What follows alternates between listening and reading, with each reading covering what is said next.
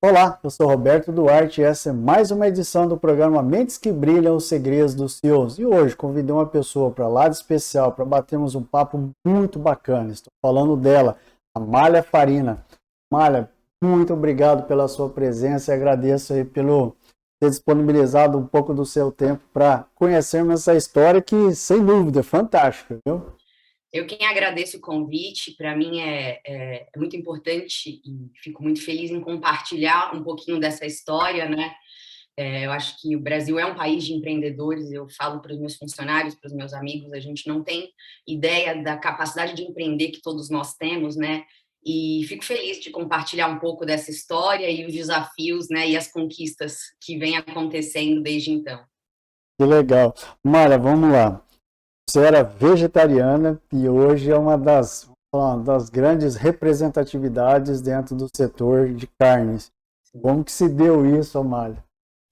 Eu fiquei 10 anos sem comer carne por a maior parte das questões são as questões que hoje as pessoas não consomem, né? O que realmente fazia diferença para mim era a questão dos maus tratos animais, a questão do desmatamento, a questão da qualidade daquele produto. Quando eu ia no supermercado, por exemplo, eu não via nada atrativo para comprar ou adquirir aquele produto. Então, eu não via o porquê consumir aquilo.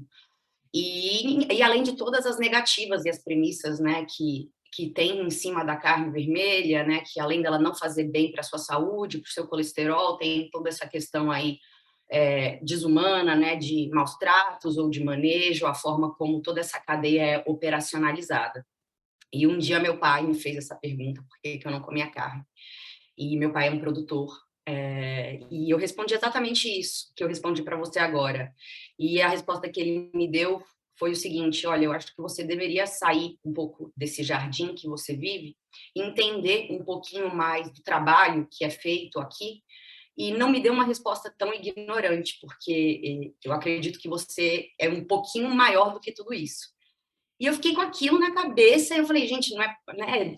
Eu sempre tive uma relação muito boa com meu pai, e ele sempre foi uma pessoa muito transparente e sincera, e ele falou isso do fundo do coração. E eu desci e fui realmente conhecer um pouco mais daquilo que eu estava dizendo que eu não concordava. E aí eu me apaixonei. Foi muito diferente, né? A Bifashion, ela tem um trabalho aí de responsabilidade socioambiental em todo o processo produtivo. Então, enfim, desde o manejo desses animais, do nascimento, na cria, na recria, a gente tem um spa bovino hoje, para, enfim, para tratar esses animais de uma condição melhor. Hoje a gente faz estudos com universidades, pesquisadores, através, buscando, né, um resultado melhor sobre a qualidade nutricional de um produto. Hoje a gente reduz 43%, né, das emissões de gases, que são as emissões nocivas, né, para o meio ambiente. Então, eu realmente vi que não é o que você faz, é como você faz. E o que eu posso dizer dentro desse processo, eu voltei há 10 anos a comer carne. Eu emagreci no total 15 quilos, a minha saúde é outra, minha disposição é outra, tudo meu é outro, assim. Então, eu tento usar o que aconteceu comigo, ou uma realidade, né, que eu vivi, para tentar mostrar para as outras pessoas um outro lado da história. E eu sou zero radical, eu não tenho absolutamente nada contra os veganos, eu não tenho absolutamente nada contra quem não come carne ou quem come. Eu sou muito a favor do equilíbrio. E o que eu posso dizer foi pelo que eu passei, pelo que eu vivi e o que eu acompanho dos meus clientes nessa busca.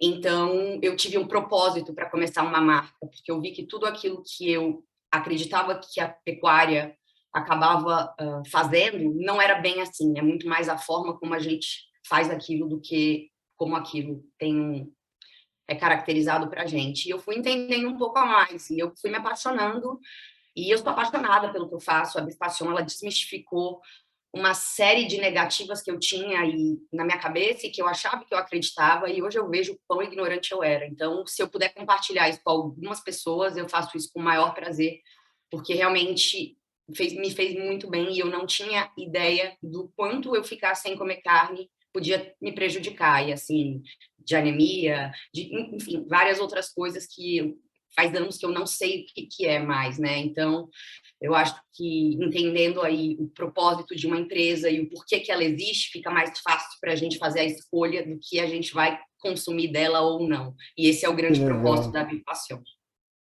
Amália, como é que se deu? Assim, primeiro ponto, né? Como é que foi a reação do seu pai depois de toda essa reviravolta? E também como é que foi para você, aí para ele, né, junto, fazer essa transformação? Então, primeiro, criar a marca, hoje vocês são em várias premiações, vários reconhecimentos em nível de Brasil e fora de Brasil. Como que foi essa construção? Eu estava terminando a minha faculdade de Direito, né? Na época eu fazia estágio no GAEC, que é o Grupo de Operação de Crime Organizado, e eu vou ser 100% transparente aqui com vocês, tá? Eu não me via trabalhando com direito, e eu sei que é muito feio o que eu vou falar, mas na época eu não acreditava muito no direito no Brasil. E é muito difícil a gente trabalhar com uma coisa que a gente não acredita. Então, eu estava numa aula de economia, estava batendo um papo com um professor meu que eu gosto bastante, e a gente estava falando sobre marcas, sobre possibilidades, sobre, enfim. E eu comentei com ele que meu pai tinha um projeto de pecuária, que era um projeto diferenciado, mas eu ainda não entendia muito bem sobre isso, mas eu ia buscar mais informações. E eu liguei para o meu pai e falei: vamos fazer uma marca de carne, vamos criar uma marca diferente, com o nosso conceito, com a nossa história. E ele disse: eu não tenho tempo para tocar, eu tenho minhas outras coisas para fazer, né? Porque ele morava em Brasília. Eu falei: mas você me ajuda? E isso eu sem comer carne, eu não sabia o que era uma picanha ou um colchão mole, de verdade, sem saber absolutamente nada. Eu falei: você me ajuda? Ele falou: ajudo. E aí foi quando eu voltei a comer carne. E ele nunca me questionou se o que eu fazia ou não. A única coisa que ele me disse foi naquele momento onde eu respondi para ele o porquê eu não comia. E aí ele olhou para mim e disse: as nossas escolhas são reflexo do nosso futuro. E não falou mais nada. Então, hoje a gente até brinca sobre isso. Eu brinco que eu não consigo não comer mais carne, assim. Às vezes eu evito outras proteínas, mas o meu consumo de carne realmente aumentou muito. E, graças a Deus, para mim fez muito bem. E o projeto que a gente faz, né, com a Bifassion, isso foi o propósito desde o início, que era desmistificar toda essa questão negativa e nociva da carne bovina, né? Então, poxa, como que eu tenho um produto hoje que é saudável, que não emite gases, que tem toda uma certificação de bem-estar animal? Então, que foi o propósito onde tudo começou. Meu pai nasceu numa propriedade rural, a primeira profissão dele foi açougueiro, e ele ouviu desde muito cedo dos meus avós que a carne, o boi, né, era um animal sagrado. E a gente tinha que respeitar muito aquele momento, porque tinham outras pessoas que não tinham o que comer. Então, além da gente respeitar esse ser, a gente tinha que consumir aquilo como um legado, porque aquilo realmente era de grande valia para todo mundo que estava ali. Então, eu cresci com isso e, né, assim, acho que como todos os millennials, a gente se questiona sobre algumas coisas que acontecem e o meu questionamento foi sobre o consumo ou não da carne. E entendendo um pouco mais, hoje eu consigo ver o quanto isso me prejudicou em vários aspectos, mas, de novo, eu não estou aqui para criticar e muito menos para dizer o que é certo ou errado. Eu sou a favor do equilíbrio e eu acredito que quando a gente consegue, né, balancear as coisas, nem para mais nem para menos, com certeza esse resultado é muito melhor, essa equação faz mais sentido para todo mundo. Então, ele, num primeiro momento, ficou um pouco surpreso, porque ele falou: você mudou de ideia? Eu falei: não, eu fiquei intrigada com o que você falou, e, e aí ele falou: você vai desistir do direito? Eu falei: não vou desistir do direito, eu gosto do direito, mas eu, enfim, coloquei para ele algumas considerações que eu tinha, e ele falou: você não está errada, e é muito ruim a gente fazer uma coisa que a gente não acredita. E aí eu fui a fundo na BIF. No começo ele me deu, se eu não me engano, eu acho que era 7 ou 10 mil reais para a gente começar a estudar o branding da marca, fazer o logo, desenvolver toda essa composição, né, de material, de comunicação. E aí a Bif Passion começou. A gente começou em 2011 para 2012 e a gente tem 10 anos agora e, enfim, estamos muito bem posicionados, né, pelo nosso propósito. A gente teve a sorte aí, ao longo desse percurso, de ter encontrado pessoas que se familiarizaram com esse propósito da BIF e que vestiram a nossa camisa. Por exemplo, um Alex Atala da vida que falou que a Bif Passion é inigualável, que a, a, ela é a melhor carne do Brasil e uma pena que, em segundo lugar, fica longe demais. Então, quando ele falou isso, foi muito importante para a gente, porque, de uma certa forma, foi uma validação muito forte de uma referência hoje da alta gastronomia, que conhece, estuda e acompanha toda essa parte de produção, então nos deu mais força ainda para continuar, e assim foram sucessivas, enfim, respaldos, assim, de pessoas que a gente não imaginava, e aí, logo em seguida, a gente começou a fazer esse trabalho com muito viés, né, em universidades, parcerias com a Unesp, com a USP, agora com a Unicamp, a Embrapa, para entender realmente de uma forma técnica todos os benefícios que esse produto final tem realmente por todo esse conceito que a gente traz por trás desse animal. E é estimulante, porque eu brinco que, assim, eu não sei nada ainda. Cada dia eu descubro mais uma coisa que é possível ser feita e que eu não tinha ideia. Então, isso é muito legal quando a gente trabalha dentro de um conceito integral, porque você para de olhar com uma visão de mercado e começa a entender com um pouco mais de profundidade o que é possível ser desenvolvido ali. Então, tudo que tem por trás da bifurcação tem muita alma e tem muita história. E o mais legal ainda é que tudo isso é verdadeiro. Então, as coisas aconteceram de uma forma muito natural. Obviamente, ao longo desse processo, né, a gente teve que implementar uma série de questões como uma governança corporativa, a empresa foi se profissionalizando, a gente teve que entrar em outras partes de gestão, que, enfim, e esse processo ainda acontece, eu acredito que todas as empresas têm isso, amadurecem até que elas se perpetuem, né? E é muito positivo, eu sou muito feliz fazendo o que eu faço, eu acredito muito no produto que a gente tem e acredito muito no conceito que a gente está desenvolvendo, por mais que nós somos pioneiros hoje, né, em obter certificações ou sermos 100% sustentáveis, eu vejo que cada dia mais as pessoas estão buscando práticas melhores para conduzir os seus negócios, e isso é maravilhoso, porque a gente tem que pensar um pouquinho no outro também, né? Não só no meio ambiente, mas no outro, na outra pessoa, em todos aqueles que estão envolvidos dentro dessa cadeia produtiva. E, infelizmente, o Brasil tem uma imagem muito negativa de tudo isso, mas eu não acredito que seja do jeito que as pessoas também abordam, né? Mas é uma questão de descoberta e, de novo, é fazendo de acordo com aquilo que você acredita, né? Não só do que você foi orientado para fazer. Eu acredito, acho que você colocou um ponto aí importante, acho que, embora a gente tenha todas as barreiras, todas as, caiu? Não. Ah, embora a gente tenha todas as barreiras, todas as limitações, acho que tem um outro lado também, que é o lado as pessoas deixarem serem levadas por aquilo que elas ouvem e não experimentam ou não conhecem. Você está fazendo um processo, vocês, né, estão fazendo um processo de transformação dentro de uma área, que é a área da pecuária, que nós éramos, até então, éramos vistos somente como produtores exporta, ou seja, a qualidade nossa tem que ser avaliada pelos outros e não por nós. Como que é para você, Amália, para vocês como empresa, hoje serem responsáveis pelo pioneirismo, pela transformação, incutindo e inserindo dentro de uma cadeia produtiva como inteira, termos como sustentabilidade, governança corporativa, a gente sabe a deficiência que é na maioria, vamos lá, quase que 99% dos pecuaristas não entende isso ou não querem abraçar isso. Como que é para você ter essa chancela?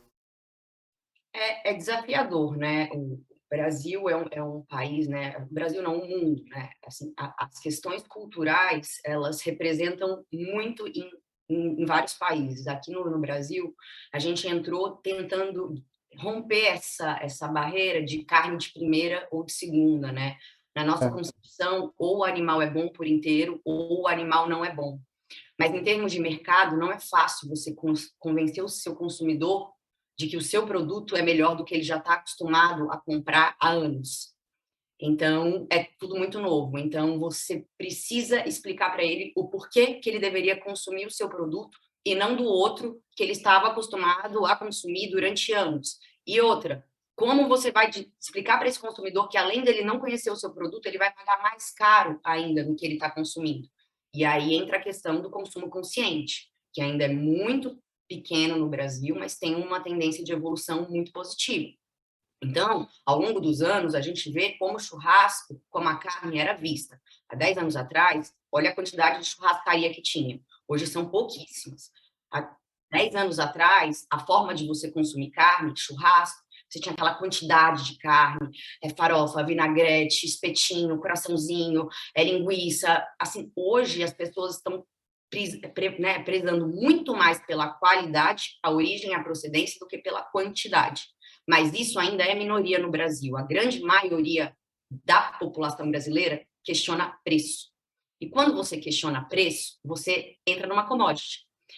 E a forma de operacionalizar isso no Brasil, da forma mais fácil, é comoditizar um item. E é tudo que a gente não quis e não quer fazer com a bifação. Até porque se trata de um produto que é o creme de la creme, digamos assim, se é que eu posso dizer essas palavras. Então, é difícil você competir com grandes players do mercado que tem um preço muito mais baixo de negociação que o seu, porque realmente é muito mais alto o custo que a Bifassion tem, não só por ser uma empresa relativamente menor do que essas grandes indústrias, mas por tudo que a gente adota dentro das nossas práticas. Eu vou te dar um exemplo.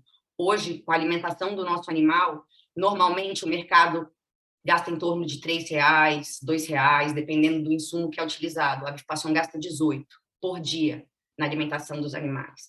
Ao invés deles comerem uma vez só por dia, eles se alimentam 3 vezes por dia, pela digestibilidade.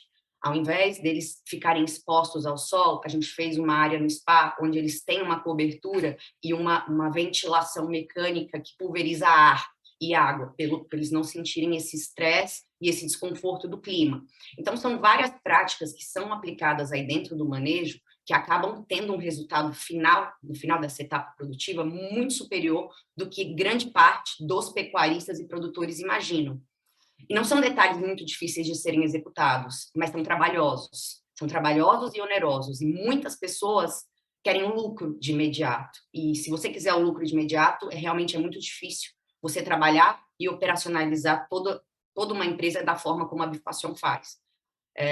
Então, hoje, ao longo dos anos, a gente consegue estabilizar isso de uma forma melhor. A gente entendeu o nosso modelo de negócio e o que faz sentido para a gente.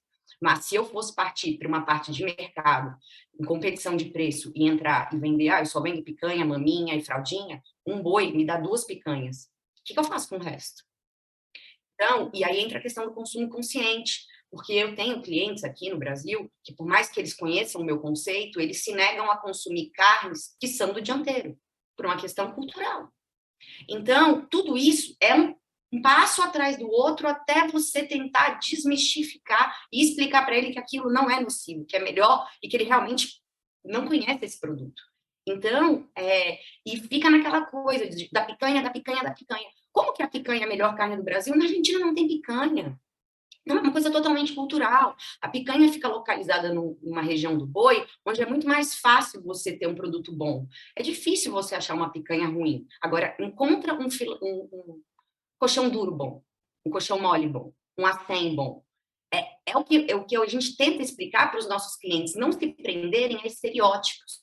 Porque, na verdade, tem muito mais conteúdo que nem eles conhecem e que nem a gente sabe também. A gente está aprendendo. Então, é muito interessante, porque hoje eu tenho clientes que falam, eu não vou comprar agora a sua picanha, e eu vou comprar o seu colchão duro, o seu colchão mole, o seu patinho, e etc. E de uma forma muito melhor. E assim, eles se surpreendem, porque realmente você é o que você come e a forma com que você vive. O boi também. Só que essas práticas e esses diferenciais precisam ser implementados, e não são simples. São trabalhosos, e a maior parte das indústrias não querem ter trabalho, elas só querem pensar no lucro.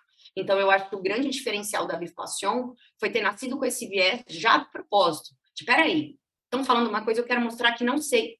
Aqui na Bif não é assim. Aí eu não sei como vocês fazem, mas aqui é totalmente diferente. E aí que entrou, e foi minha grande curiosidade de construir uma marca diferente, com outras referências de tudo aquilo que eu já tinha visto. Então, é muito interessante, é muito legal você realmente entender que existem outras possibilidades muito mais interessantes do que aquelas que você achava, que já eram as oportunidades que você tinha, né, para empreender dentro de uma cadeia pecuária. Que legal. Olha, vocês têm lojas físicas também? Como que funciona o processo de posicionamento de vocês no mercado? A gente vende para B2B e B2C, né? A gente vende tanto para Legal. pessoa física, tanto para pessoa jurídica. A gente tem uma loja própria hoje em Higienópolis, A gente atende muito por delivery também, WhatsApp, por exemplo, grande parte hoje das nossas vendas é feita por WhatsApp, a gente tem um sistema de delivery muito bom, ele entrega em qualquer lugar de São Paulo em 90 minutos, pensando que hoje é uma cidade que tem uma logística um pouco caótica, a gente tem que pensar sempre em como atender o consumidor da melhor forma, e hoje a gente entende que esse delivery, num curto período de tempo, é realmente uma necessidade que faltava para o paulistano. A gente ainda não conseguiu implementar isso em outras cidades do Brasil. A gente está reinaugurando a nossa loja agora em Brasília, em julho. A gente vende hoje, tem pontos de venda em vários estados, mas não loja própria, são revendedores da BIF. E a gente atende também restaurantes e, enfim, todos os tipos de serviço. E o cliente final também, que acaba indo na loja ou fazendo essa compra online, que hoje a gente tem uma loja virtual, ou também via WhatsApp, que é mais prático para ele na maior parte das vezes. Que legal. Amália, vamos falar um pouquinho sobre família. É só você ou tem mais irmãos? Como é que está distribuído o negócio, a participação familiar dentro do negócio? Olha, eu vou dizer que essa questão de família é bem complicada, né? A Bifacion, ela nasceu, né, numa esfera familiar, onde dentro do contrato social tinha eu e a minha irmã, Júlia, como sócias, e ao longo desse período, talvez a gente tivemos algumas divergências em relação a modus operandi, ou, enfim, estratégias, ou, enfim, business case, e no final do ano passado eu comprei a parte dela, então hoje eu sou a única sócia da Bifacion, com o meu irmão, né, que na época tinha menos de 18 anos, e agora ele já entrou no contrato social. Meu pai não faz parte do contrato social, ele faz parte de uma outra holding, então são operações separadas, e hoje a Bifacion tem toda essa questão, independente de ser um projeto familiar, de governança corporativa, de compliance e de todas essas diretrizes e regras que precisam ser implementadas numa companhia profissional, né? Eu vejo que às vezes uma relação familiar ela pode dar muito certo ou pode não dar muito certo. Se a gente não tiver algo, né? A gente não praticar alguns pontos que são realmente muito importantes para o legado dessa empresa, porque senão essa empresa não dura, né? A família ela acaba interferindo de uma forma tão negativa se não tiverem regras, né? Onde cada um fala uma coisa e cada um quer uma coisa e acaba que ninguém sai do lugar. Usando as próprias palavras da Luísa Helena Trajano, o cachorro que tem dois donos morre de fome. Sim. Então, essas coisas precisam ser organizadas, né, de uma forma inteligente, né, digamos assim, e esquecer esse lado emocional um pouco de lado, dentro de uma estrutura que se está criando um projeto que a ideia é se perpetuar. Então, é desafiador também, mas hoje eu digo que eu estou na minha melhor fase, sem dúvida alguma, Que legal. e vejo que nada como realmente você ter um propósito de estar trabalhando naquilo. Eu acho que grande parte das famílias hoje acabam colocando, né, os seus representantes ali como uma forma de obrigatoriedade para realmente sucederem ele no futuro e nem perguntam se realmente é aquilo que eles querem, né? E eu acho que é um peso muito forte que o herdeiro carrega, independente de quanto seja aquele montante que ele vai herdar ou assumir. A primeira coisa é entender se ele quer fazer aquilo, porque não é porque ele é filho do fulano e o fulano tem aquilo que ele tem obrigação de fazer aquilo. E aí entra uma série de outros aspectos, né, que não é tão simples você falar não para um pai ou para uma mãe, ou para todo um contexto que, né, tá ali te apoiando desde o início. Então, algumas renúncias acabam não sendo feitas. E aí essa bola de neve vai ficando cada vez maior. Então, eu tentei colocar isso de uma forma muito clara. No início foi um pouco complicado para eles entenderem. Aí eu contratei um profissional da Fundação Dom Cabral para fazer todo o escopo de governança corporativa dentro da Bifacion. E aí foram desenhadas algumas sugestões onde ficou muito claro o papel das pessoas. E, consequentemente nisso, enfim, a autonomia que cada um teria dentro daquela esfera. E eu acredito que eu tenha desempenhado um bom papel e tenha sido coerente dentro das objeções que eu fiz. E hoje eu sou a CEO da Bifacion, e, enfim, tenho os desafios, né, de ser uma CEO, mas consigo materializar de uma forma menos burocrática tudo aquilo que a gente entende que é positivo para a criação e perpetuação dessa marca. Quando existe um conflito, é muito nocivo, porque é família, não é que é alguém que você não vai olhar amanhã ou depois de amanhã. E você não quer brigar com a sua família. Só que entra num ponto onde a gente não pode misturar as coisas, nem profissional, nem pessoal. Se é que a gente quer perpetuar, né, uma empresa. E no meu caso, eu não herdei a Bifpassion, eu criei a Bifpassion. Então é um pouquinho diferente do que se eu tivesse herdado e realmente estivesse aí hoje tocando uma operação ou à frente de uma operação que foi iniciada por outras pessoas.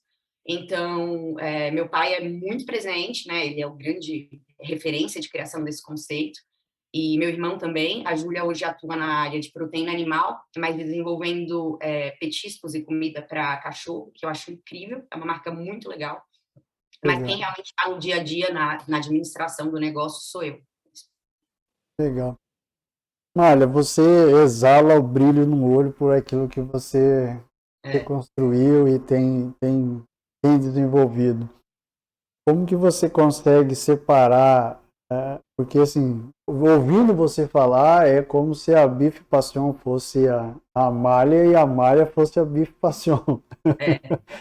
Como é que você consegue separar a vida corporativa da malha como pessoa, como família, como mulher? Como separar? Olha, E se é possível separar, né, aliás?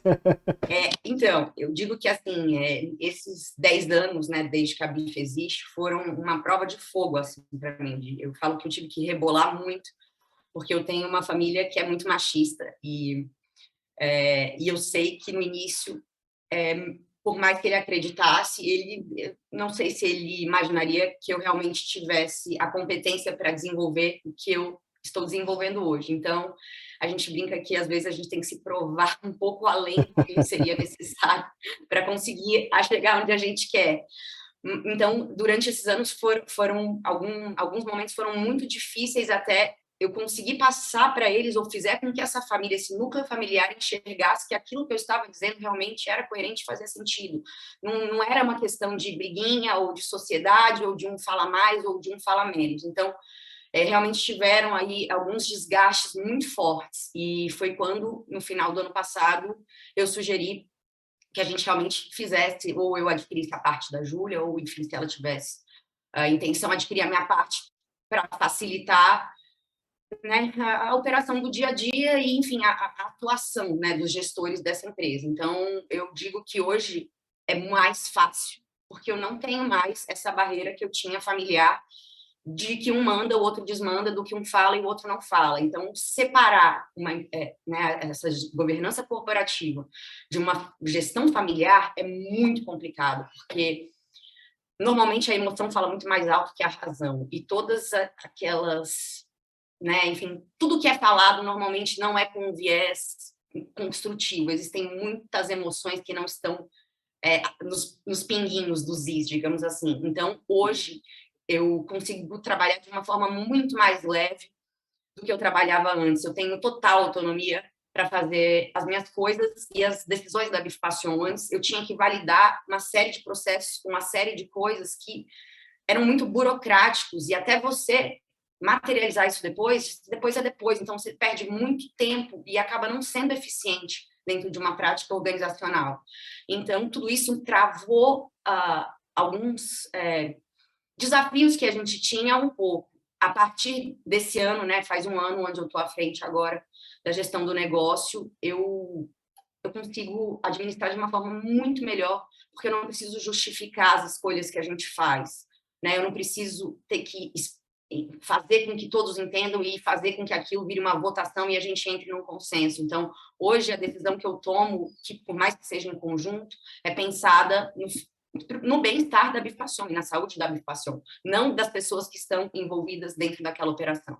Então, você saber separar isso e olhar aquilo como uma empresa e não como algo, por mais que seja familiar, algo que você realmente não tem esse profissionalismo envolvido, a complexidade daquilo é bem pior. Então, eu acho que a falta de autonomia dentro de um processo é o que quebra a eficiência daquilo. A partir do momento que eu tive mais autonomia, eu consegui equilibrar e separar essas coisas de uma forma muito melhor, com um diálogo melhor, com escolhas melhores, mais fundamentadas e pertinentes. Então, a gente sai de uma guerra e entra num objetivo em comum. Até porque todos que estão em volta ali têm que ter o mesmo objetivo, senão não faz sentido as pessoas estarem. E a partir do momento que você tem conflito de objetivos, aquilo realmente começa a fazer você se questionar e realmente não conseguir nem ficar de um lado nem do outro. Hoje eu sou casada, eu não tenho filhos ainda. Meu marido trabalha bastante também. Eu tenho 34 anos. Se eu disser para você que, olha, eu sei separar a minha vida da bife passion 100%, não, eu não sei. Mas hoje também eu me permito me ausentar de alguns processos, entendendo que é importante para a boa gestão do negócio também. Então, realmente, você vai amadurecendo e vai entendendo cada vez mais as fases que você se encontra e como você tem que lidar com isso, porque eu brinco que ser empreendedor é solucionar problema. As pessoas acham que ser empreendedor é solucionar problema, e todos os dias. E eu falo para os funcionários, eu falo, gente, não encarem problema como uma coisa negativa. Problema é uma questão que precisa de solução. Então, assim, se a gente não for resiliente, se a gente não tiver jogo de cintura, se a gente não tiver empatia, se a gente não tiver respeito, tudo isso aqui nada adianta. Você pode pegar um business plan e rasgar. Então, essa questão da cultura organizacional que é gerada é muito importante para você conseguir equilibrar todos os aspectos da sua vida, não só o pessoal, nem só o profissional. Então, assim, que eu acredito que tem muito a ver com a maturidade, né? Quando a gente é mais novo, a gente acaba sofrendo e a gente é muito mais ansioso para que as coisas acontecem. A partir de um determinado momento, você vê que você ficar assim não vai resolver. E você começa a entender que, assim, quanto mais é a sua responsabilidade, mais você tem que demonstrar para os outros ou mostrar segurança para os outros. Então, às vezes, eu falo, eu vou surtar com isso. Aí eu falo, não, eu não posso surtar com isso, porque senão meu funcionário vai surtar também, porque se ele me ver surtando, aí vai desandar o trilho. Então, assim, de novo, são formas, né? Claro que todo mundo tem as válvulas de escape, mas, assim, é mostrar dentro de um perfil de liderança uma certa coerência nas ações que são tomadas e no equilíbrio que toda aquela organização tem. Então, entrando de novo no aspecto né, enfim, familiar e profissional, quando essas duas pontas conflitam, automaticamente já é atingido todo mundo que está em volta daquilo. Então, para você ter uma ideia, logo após que eu adquiri a parte da Júlia, a gente rescindiu o contrato com os nossos funcionários mais antigos e a gente fez uma captação de novos colaboradores com uma outra cabeça, com uma outra visão e com outro propósito de Bife Passion, não colaboradores que ficavam se questionando, mas por que há 2 anos atrás uma prática era feita de um jeito e hoje ela foi feita de outro. Então, se as pessoas não estiverem muito moldadas com a cultura organizacional do negócio também, fica mais difícil você conseguir separar as duas coisas, porque quando você pega um exemplo, a Magazine Luiza, né? Obviamente, a figura daquilo, quem representa tudo aquilo é a Luiza Helena, mas hoje ela consegue separar de uma forma muito mais equilibrada a empresa da vida dela pessoal. Por quê? Porque ela já conseguiu fazer essa cultura organizacional ser implementada. Ela já conseguiu fazer com que todos os envolvidos ali tivessem as suas responsabilidades e diretrizes e etc., sem com que ela estivesse ali. Então, ela passou aquilo para todo mundo do Magalu. Então, ele já tem aquilo enraizado dentro deles. Então, isso é muito interessante, porque te permite também não ter que ficar 100% ali na gestão daquilo, né? Na gestão de como os seus funcionários estão realmente se comportando, o que eles estão fazendo é uma coisa que é desenvolvida de uma forma automática, né? Quando isso é feito da forma correta. E te dá um pouco mais de liberdade para você conseguir pensar um pouquinho mais do lado de lá. Mas eu não vou mentir para você, a minha ideia de não ter filho neste momento é muito pensada nisso, porque hoje eu estou canalizando toda a minha energia para a Passion. A gente já realmente está chegando onde a gente gostaria, e nesse segundo momento, com certeza, vai me dar um pouco mais de respiro, digamos assim, para eu conseguir também entrar num outro processo que é a maternidade, que é o sonho da minha vida. Então, eu acho que tudo é possível ser conciliado.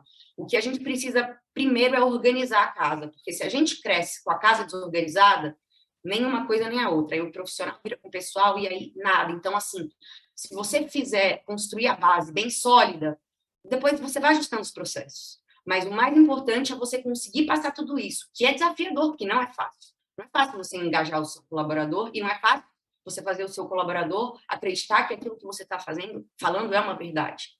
Mas a partir do momento que você consegue desenvolver isso, as coisas vão fluindo de uma forma que não te exige tanto, porque as pessoas que estão ao seu lado veem que você depende delas também. Eu falo para eles, é um time, não é a malha. Isso aqui é um time. E onde a gente vai chegar depende de cada um de vocês que estão aqui, não é só de mim. Então, é aquilo, 1 mais 1 é muito maior que 2. Então, se você souber estruturar isso, né, dentro de um cotidiano, né, você consegue realmente fazer aquilo e priorizar as suas tarefas de uma forma mais equilibrada, sem atrapalhar nem daqui e nem de lá. Mas como qualquer empreendedor, não tem uma receita do bolo. Tem sábados que eu fico trabalhando até muitas horas da noite, tem domingo também, tem segunda que às vezes eu tiro um day off. Então depende tudo da necessidade do que precisa ser feito, né? Então é isso, eu acho que o empreendedor, ele tem, além do equilíbrio que ele tem que ter, não esquecer o foco, independente das divergências que tenham ao longo do caminho, porque, de novo, vai ter, é o filho, é o marido, é difícil, são uma série de coisas, mas se você conseguir blindar uma coisa da outra, entendendo que elas se complementam, fica muito mais fácil de você conseguir, enfim, fazer um pouquinho de cada coisa, né? Legal. Amália, hoje você está, vamos dizer assim, você está cunhando uma nova história com a sua seu propósito, com a sua visão, com a seu maneira como você enxerga e na maneira como você visualiza o mercado. Quais são os principais valores que você hoje faz questão que te acompanhe em tudo que você vem fazendo, vem desenvolvendo, e você quer que isso seja enraizado, impregnado em todas as ações da empresa e dos seus colaboradores?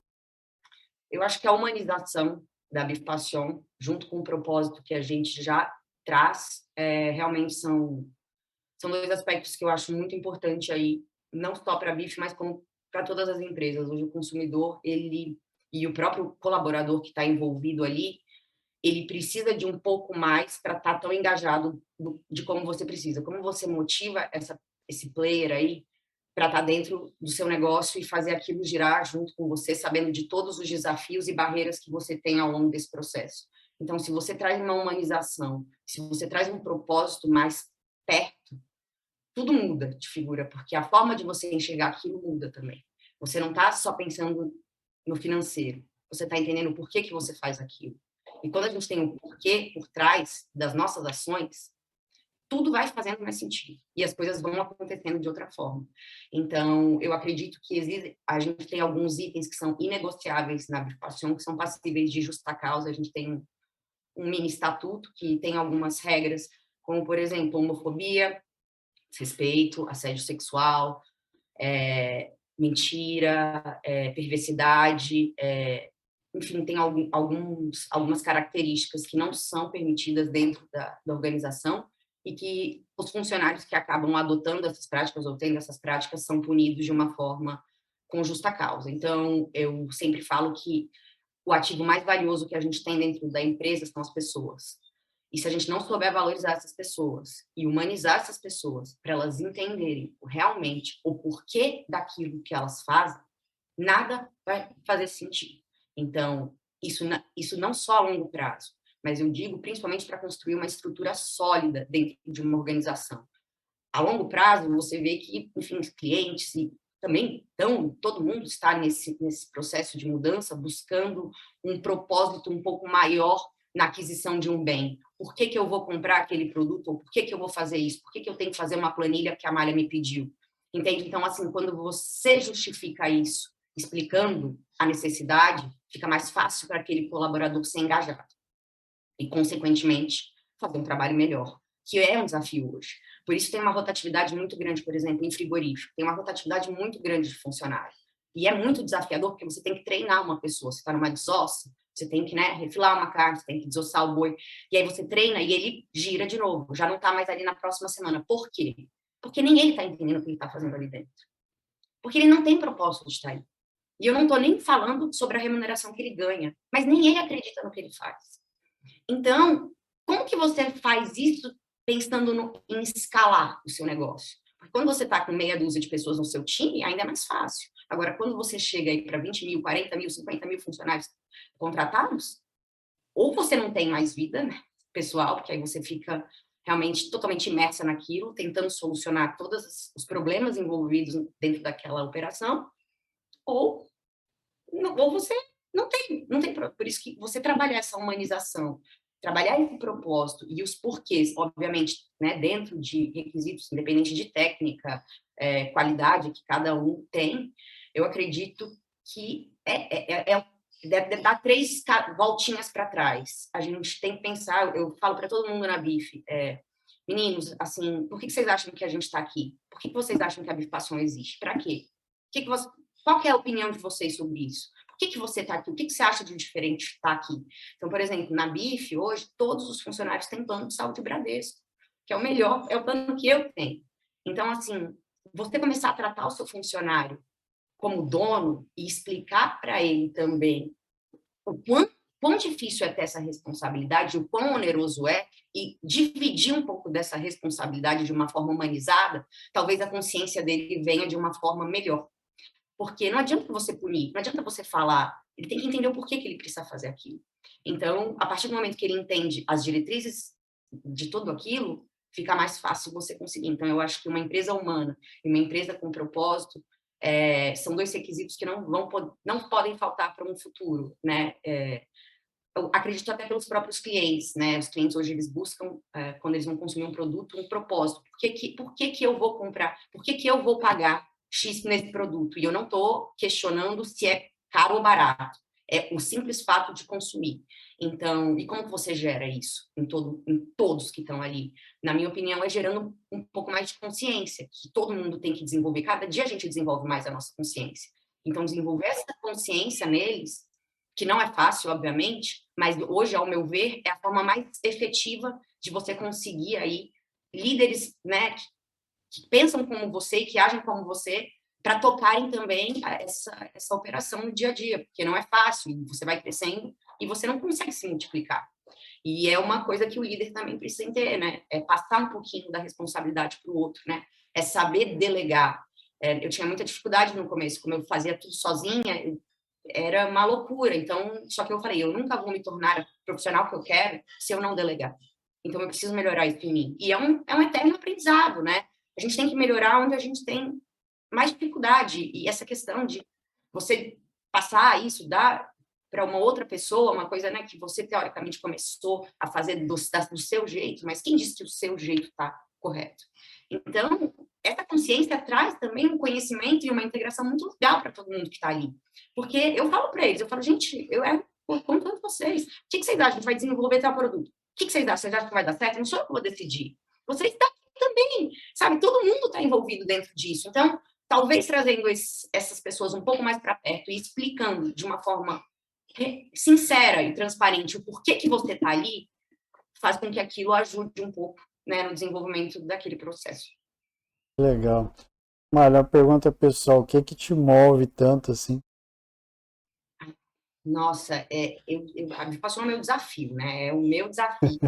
Nossa, eu brinco que assim, eu não vou aquietar até. Hoje eu estou indo muito na parte da nutracêutica, né? Entendendo que o alimento é o nosso remédio. Então, por todas essas pesquisas aí que a gente fez ao longo desse tempo com a BIF, hoje a gente entendeu que a gente tem um produto muito bom em termos de qualidade nutricional. Já tem um produto com 70% de gordura insaturada, sendo que a média de gordura do mercado de carne convencional é 70% de gordura saturada. E aí a gente começou a entender a qualidade desse produto. Então, peraí, você está me dizendo que eu tenho um produto que é o oposto de um mercado de carne comum? Sim, por quê? Pela forma como você alimenta o seu animal. Você não é o que você come e a forma como você vive? Poxa, que bacana. Então, eu estou entendendo que eu posso explorar esse osso desse animal e ter tutano, sim, com mais ômega 3, sim. Esse animal, ele pode produzir uma carne com o dobro de selênio? Sim, ele pode. Será que esse produto não pode ser medicinal? E é o que a gente está tentando entender e as nossas Legal. conclusões estão sendo muito positivas. Então, além de uma carne ser boa, ela tem que ter um benefício para você. Ninguém vai mais consumir só por consumir. E quanto custa a sua saúde? Quanto custa você ter certeza de que um alimento que você está consumindo ali não tem antibiótico, não tem hormônio, não tem antioxidante, não tem corante, não tem nitrito, não tem nitrato, não tem papelão? Isso não tem preço. Então, assim, o que que eu posso explorar a manteiga? Agora a gente começou a trabalhar com base na manteiga da gordura do Wagyu, porque a gordura do Wagyu é uma gordura rica em ômega 3 e ômega 6. Então, peraí, a gente está desenvolvendo produtos que têm, além da finalidade de alimentar, a saúde. Então, até onde a gente pode ir? Então, a gente fez um teste com um atleta recentemente. Ele ficou 15 dias sem poder comer absolutamente nada de proteína.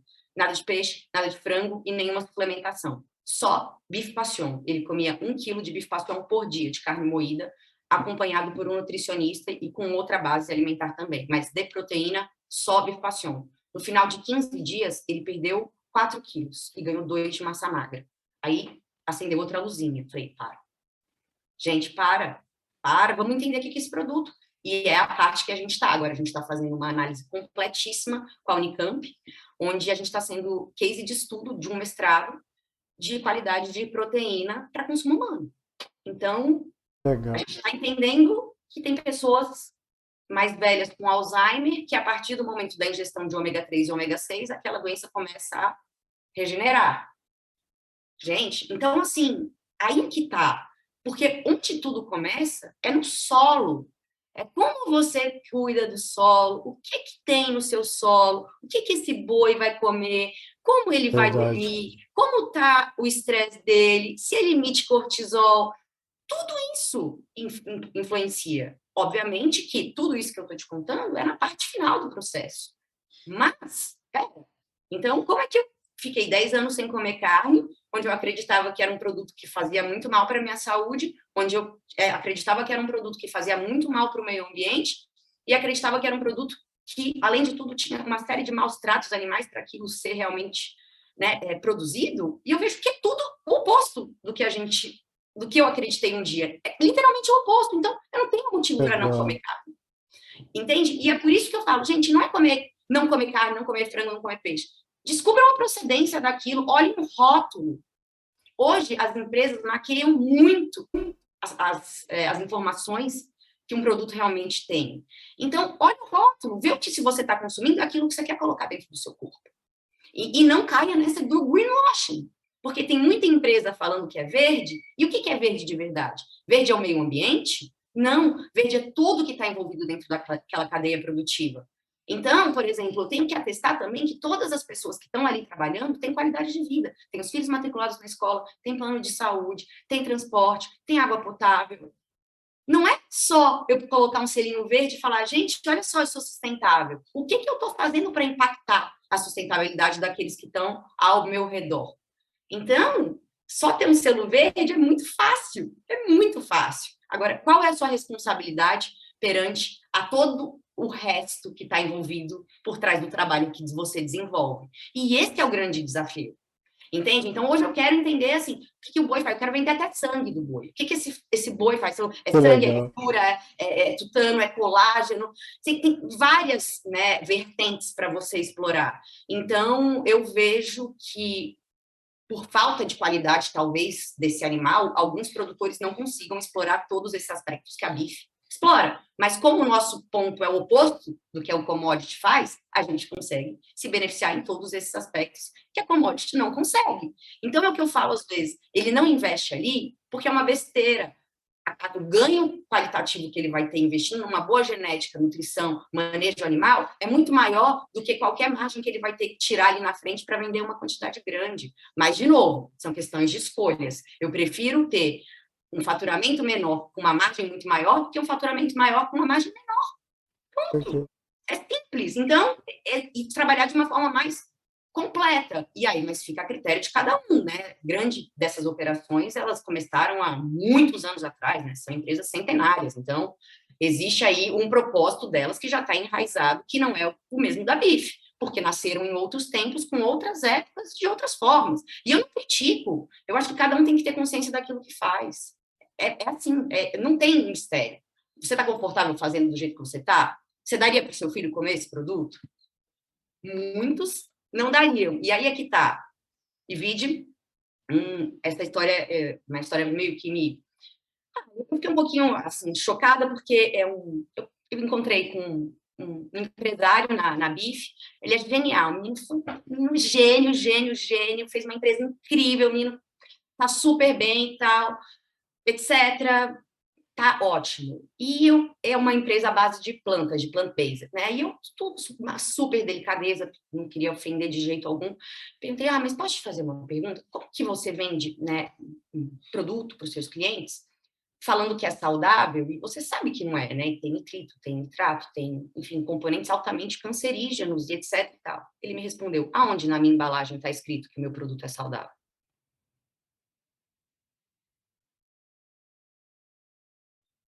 Fiquei assim, ó.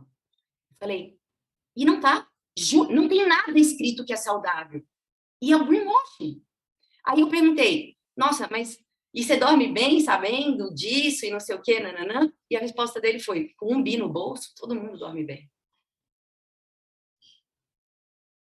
Então, esse é o propósito dele. E eu não estou aqui questionando se ele está certo ou errado, mas é muito diferente do nosso. E depende muito do que uma empresa quer. Eu não quero ser a maior, eu quero ser a melhor. Eu não quero ser a maior, eu quero ser a melhor. Então, assim, e aí depende muito do objetivo de cada um, de cada empreendedor que está por trás daquilo. Então, hoje a gente está desenvolvendo toda essa questão com foco na nutracêutica, entendendo que esse trabalho qualitativo que a gente faz realmente impacta o nosso produto em uma série de aspectos que até então eram desconhecidos. É uma forma de Legal. revolucionar o consumo de um item que até então estava sendo enxergado por grande parte da população como um vilão. E aí entra o que o mercado quer, o que o mercado não quer, boas práticas, más práticas, uma série de coisas que a gente já sabe que não só no Brasil, no mundo inteiro acontece. Mas isso, quem tem que cobrar é o consumidor, que não cobra de estar escrito na embalagem como aquilo foi produzido. E você não sabe o que você está comendo, você só vai saber um dia, lá na frente, porque ainda é um produto muito novo e não tem estudos suficientes para mostrar o que aquilo realmente pode impactar. Então, assim, é mais fácil você fingir que você está vendendo um produto saudável, onde você consegue fazer uma escala absurda nisso e usar um greenwashing que você está salvando a terra e não está desmatando e não tem maus tratos animais, mas ao mesmo tempo você está fazendo as pessoas terem câncer. Para mim, é incoerente. Para mim, por que você não pode ser responsável na forma de produzir? Porque o mercado não cobra isso. Porque está lá em todos os slogans, em todos os lugares, e o marketing é lindo, a embalagem é linda, e as pessoas compram aquilo. Entendi. Mas cadê? Gente, vamos entender um pouquinho mais, vamos questionar. As pessoas não estão questionando o que elas precisam questionar. Eu recebo muito mensagem de meninas, assim, bem mais novinhas, falando, e de pais também, minha filha não come carne, estou preocupada, ela está anêmica, ela está isso, ela está aquilo. E da mesma forma que eu estou aqui conversando com você, eu converso com elas, e eu conto a minha história do jeito que foi. E muitas delas, elas começam a voltar a comer carne e falam, caramba, eu não sabia que isso existia. Então, muita gente deixa de comer porque não sabem que existe uma solução para aquela dor que elas carregam, que era a mesma que eu tinha. Então, o que mais incrível e gratificante é você produzir, né, fazer um produto hoje que te faz bem, além dele ser muito saudável, e além de você desmistificar uma série de práticas que hoje as empresas adotam. A gente é sustentável desde 2015. Agora as pessoas estão falando em sustentabilidade. Se o meu funcionário da fazenda não tiver o filho matriculado na escola, eu perco meu certificado da Air Force Alliance. A nossa responsabilidade é muito maior do que se eu derrubo uma árvore ou não. Então, e é isso que as pessoas têm que entender de uma forma mais genuína e consciente. E eu não estou brigando com quem é vegano. Espero que a pessoa esteja bem, a saúde dela esteja ótima e ela esteja feliz com aquilo, né? Que eu acho muito difícil. Mas, de novo, são escolhas, gente. A gente tem que fazer aquilo que é bom para a gente. E a gente está tentando materializar um produto onde ele é integral. Bom para a sua saúde, para o meio ambiente, para os animais, para quem consome, para todo mundo envolvido ali. Então, não tem nada mais gratificante do que você poder fazer diferente. E ainda mais consumir uma coisa que você não podia antes. Porque hoje você pode. Então, assim, não tem maior propósito do que isso, sabe? Tem muitas coisas para serem exploradas ainda e que a gente não sabe. Então, o mais importante é a gente entender que aquilo que a gente vai produzir, o que vai fazer diferença na sua vida. Porque só comprar por comprar, as marcas vão perder. Não tem, ou, sabe, existem coisas que têm preço e outras que têm valor. E o difícil é você trabalhar o valor. Porque preço, se você colocar baixo, você não tem dificuldade para vender. Agora, eu convencer o meu cliente a pagar mais caro por um produto que ele não conhece é um desafio. E é o que a gente tem conseguido fazer de uma forma muito positiva, com todo esse processo que eu te expliquei, de não concordar com carne de primeira e de segunda, mostrar para o meu cliente, não compra essa picanha, prova isso aqui, existem outras carnes, existem outros métodos, pode fazer grelhada, esse animal é bom por inteiro. Não precisa aproveitar uma parte. Gente, o mundo está passando fome. Não vai ter carne para alimentar o mundo. Não vai. E a carne vai continuar cada vez mais cara. Por quê? Olha o milho, que é a base da nutrição do animal. 2 anos atrás custava 32, hoje está 111, 112. Como que você faz para ajustar o seu preço no produto final? E o que aconteceu com essas marcas grandes que só trabalhavam com commodity? Elas tiveram um prejuízo muito grande, porque como tudo que elas tinham foi preço, quando a arroba do boi bateu 340, o patinho delas começou a custar R$ 60 o quilo. E quem vai comprar? Não vai, porque você não tem propósito dentro daquilo. E aí o resto você tem que vender a preço de banana e moer, ou exportar, que é o que todo mundo faz. E a gente não, a gente tenta trabalhar o boi por inteiro. Agora a gente fez a linha do dia a dia, com bifinhos porcionados, iscas, tudo para esse cliente ter o acesso àquele produto já porcionado e facilitado para o consumo. Hoje uma bandejinha com 2 bifinhos para você comer durante 2 dias custa R$ 22 na Bifaçon. Isso não é caro perto de um preço de mercado, que tem aí seus 300, 400 gramas. E eu tenho uma picanha que custa 1.000. Eu não vou te indicar de comprar de 1.000. Sabe por quê? Porque a outra que você não conhece vai te surpreender muito mais. E esse é o jogo. Porque você tem que surpreender o seu cliente mostrando para ele que aquele seu trabalho faz diferença. E é por isso que ele tem que Legal, acreditar naquilo que você está dizendo. que legal, mas chega a ser até, como falo assim, até empolgante te ouvir falar, sabia? É muito legal. É muito Muito legal. legal. É muito legal. Deixa eu te fazer uma última pergunta. Da mesma forma como você hoje é um expoente dentro daquilo que você está fazendo, tudo que você vem trabalhando, nós temos aí os novos líderes também sendo formados e vem crescendo e também enxergam pessoas como você, falam, puxa, um dia eu quero ser uma malha, quero chegar aí ser um expoente também. Que conselhos você deixaria para esses líderes que estão vindo aí? Eu acredito muito que nunca desistir do seu propósito, sabe? Do seu objetivo e daquilo que você acredita. Eu acho que isso é muito genuíno dentro de todas as pessoas, sabe? Às vezes a gente deixa de fazer as coisas por medo, né? Que é aquela, e se não der certo? E se não der certo? E se? Só que se a gente for pensar no e se, a gente nunca vai fazer. E vai dar errado muitas vezes, mas a gente não pode deixar de acreditar naquilo. Você tem um propósito, você fala, olha, que seja um produto, que seja uma ação, que seja... Não interessa o que seja. Se você acredita naquilo e se aquilo pode beneficiar mais pessoas ao seu lado e você está construindo ou criando algo que realmente pode impactar positivamente algum sentido da vida de alguém ou do mundo, já faz um sentido para você. Porque o problema é você só produzir por produzir, sem propósito. Então, assim, e é muito interessante porque por mais que seja um movimento ainda muito pequeno no Brasil, tem muitas pessoas fazendo um trabalho muito sério por trás disso, muito legal e muito profissional. Então, o que eu digo, principalmente para essa nova, né, enfim, dessa nova liderança, é assim, vamos valorizar um pouquinho mais do produtor e parar de competir preço, que é uma característica do brasileiro, sabe por quê? Esse produtor que está ali praticamente agonizando na zona rural, literalmente embaixo do sol, trabalhando o dia inteiro, que tem 10 vaquinhas ali que mal têm o que comer, chega uma grande indústria para ele e fala assim, se você não me vender sua picanha a X, eu não vou comprar nada. E esse cara tem que vender ao preço que as pessoas querem, porque senão ele vai passar fome. E é por isso que é tão desproporcional o preço das pessoas que trabalham com responsabilidade e o preço das pessoas que não trabalham com responsabilidade. E isso tem que parar. As pessoas têm que valorizar o produtor. O trabalho de um produtor é muito difícil. É muito difícil. E as pessoas no Brasil são mal acostumadas, porque a gente tem um país que tem um solo, que tem um clima muito bom. Então, a carne do Brasil, por si só, é muito boa. E as pessoas não valorizam, elas só querem saber do preço. Vai para a Europa, come um bifinho lá. Além do quanto você paga, é horrível. É muito difícil você achar uma carne boa. Então, por que a nova geração, a nova liderança, não começa a ter um consumo um pouco mais consciente dentro daquilo que é possível ser feito, né? Então, gente, vamos entender o porquê e não só falar sim ou não.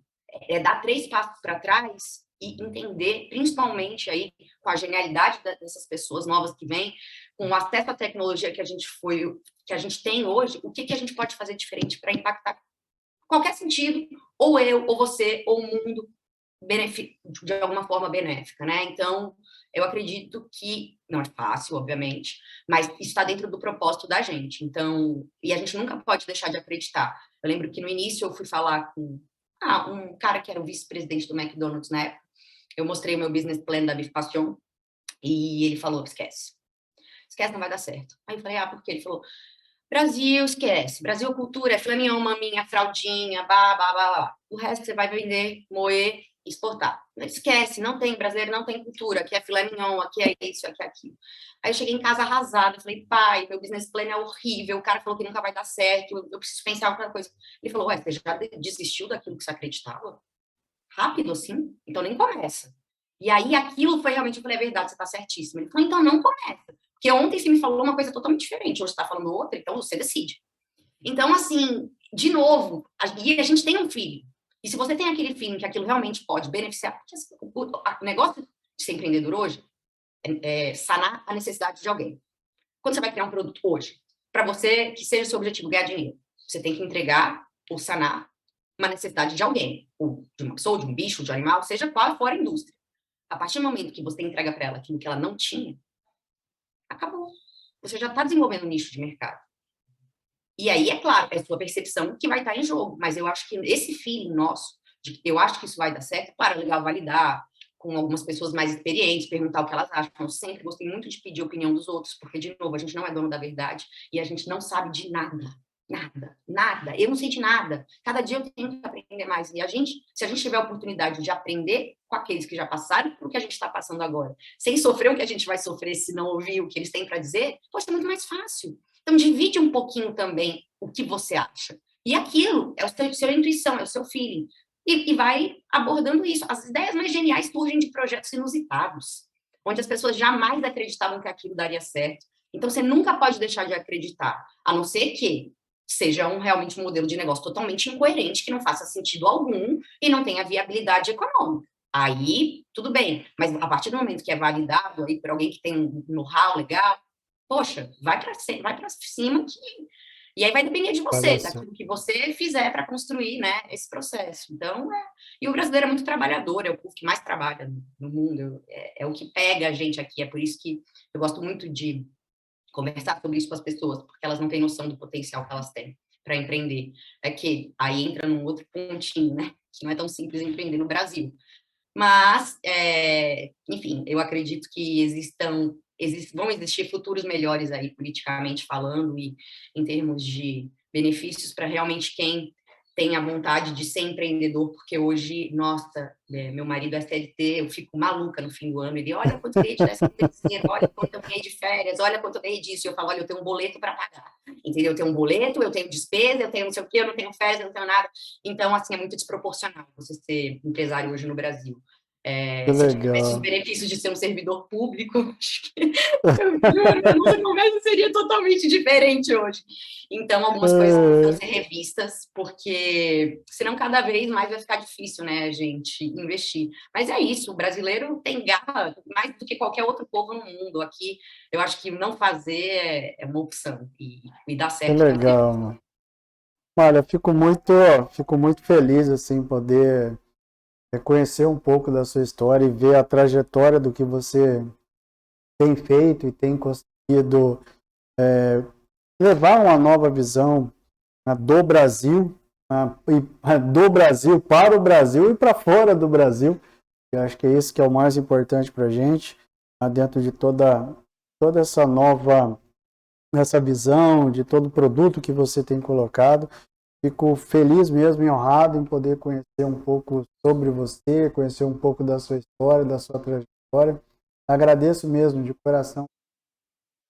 Fico muito feliz mesmo em poder agora compartilhar um pouco da sua história também para todos os nossos seguidores e compartilhar isso para o Brasil inteiro.